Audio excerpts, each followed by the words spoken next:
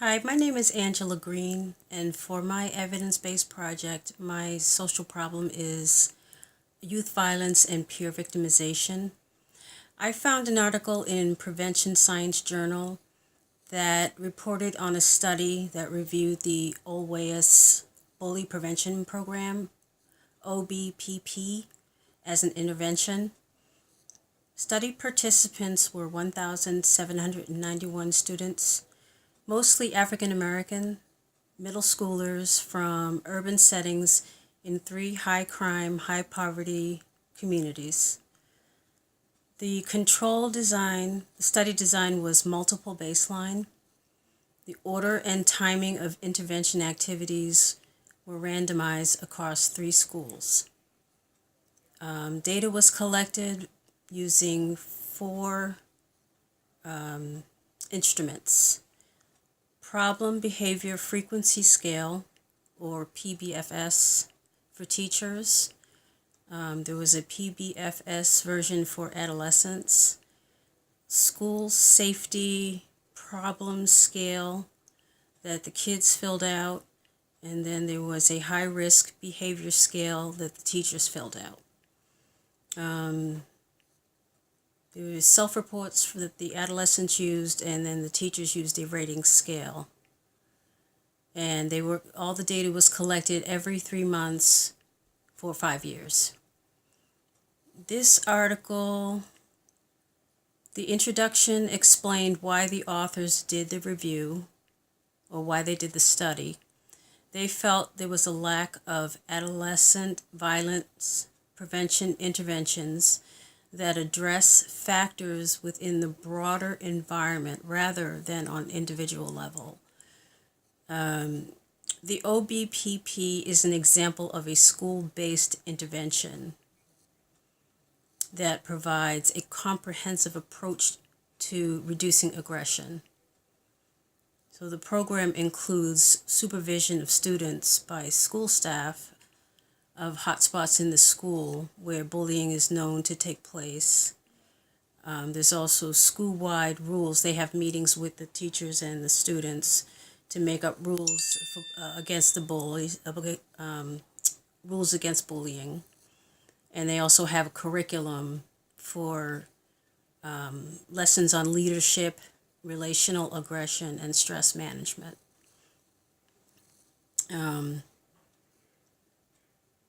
The results for the data analysis, they had a baseline for all 3 of the schools. There was 1 control school, and there was little difference between the schools. They had tables of the data. The first table showed the teacher responses to the PBFS and the 6 categories that were compared before and after the interventions over the course of the 5 years. Both the texts and the tables showed significant positive response to the intervention, and especially in the later years. So the longer the program lasted, the greater the benefit. In other words, the less aggressive the behavior became, the longer the program lasted. Table 2 showed the analysis of the student responses to the PBFS. Youth, unlike teachers, report the intervention makes little difference in aggressive behavior, according to the text and the tables. So it's opposite from the teachers. Table 3 shows that the teachers indicate increasing concerns within each school year about safety problems.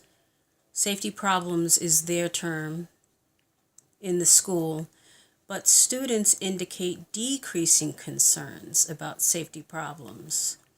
And I didn't notice anywhere where they defined safety problems. So that was something that I noticed, and I'm not sure how they were defining safety problems. Maybe it wasn't clear.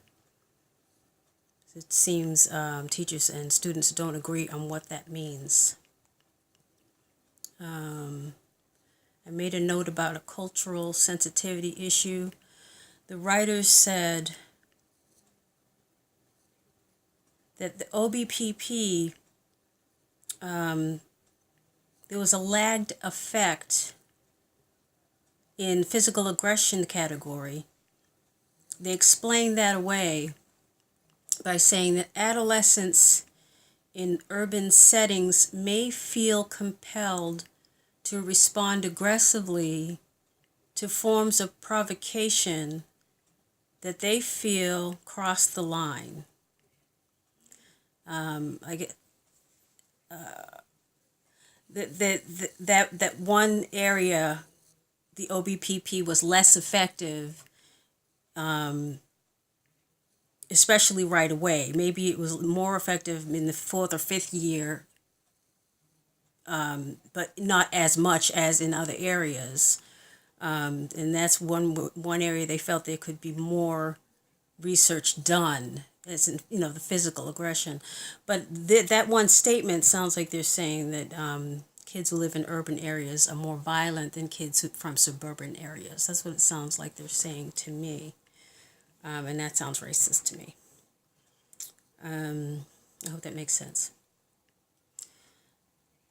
And let's see. So in the discussion area, and I'll just close with this, the writers found the data showed the OWEUS, OLWEUS program is not a successful school-based intervention, even though there was some promising data, to reduce aggression in adolescents.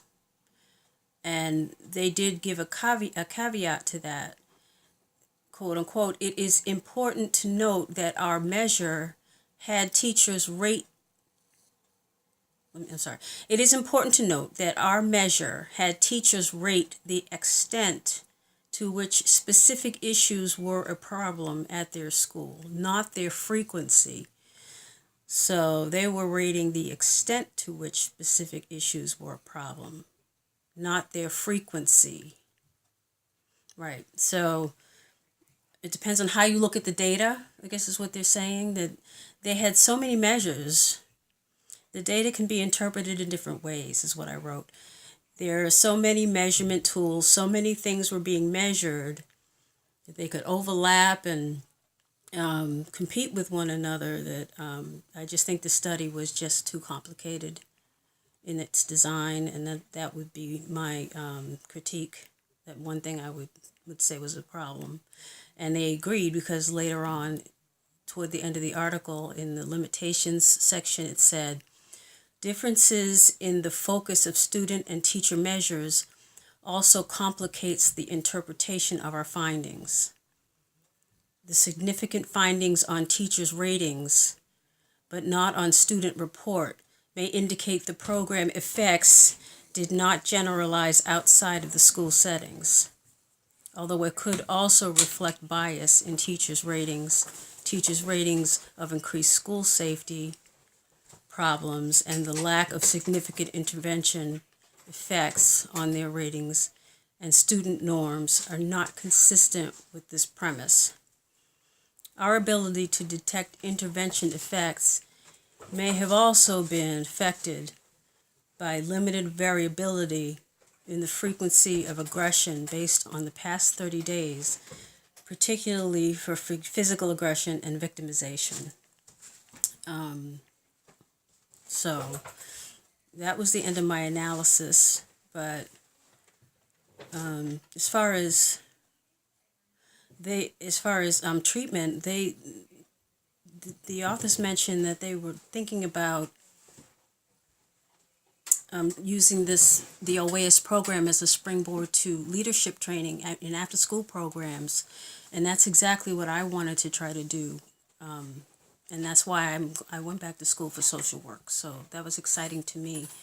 But they said things about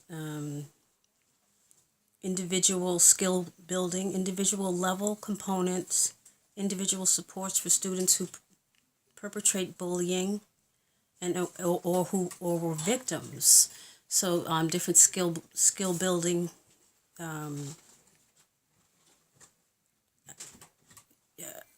I need to look back over this more carefully, but yeah, building different skills for social.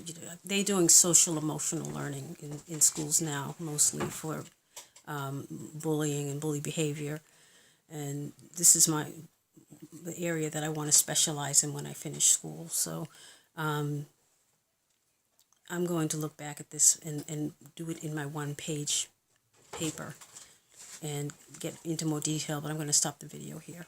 Thank you.